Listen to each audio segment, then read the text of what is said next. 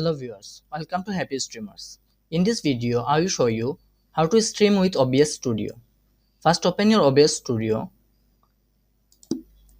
Then from the bottom left, you can see there is scene. Click plus to add new scene. Give it any name. Then click OK. On the next box, you can see sources. Add your sources by clicking plus. You must have to add audio source. Click OK and select your audio source, which should be microphone. Then click OK. Click plus again. Then select your video source.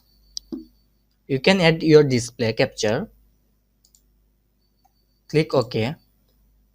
Now your display will be streaming when you click stream. Then click OK. Click plus again, where you can add your webcam by clicking video capture device.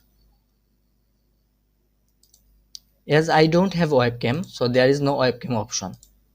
When you install webcam, you can see there is your webcam option. Then click OK. Now on the last box, you can see control, from where you can start your streaming by clicking start streaming. Here you can see you have to open setting and add URL and stream key to stream. Open setting.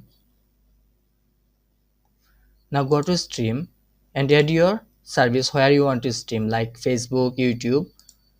Then connect or use stream key to stream.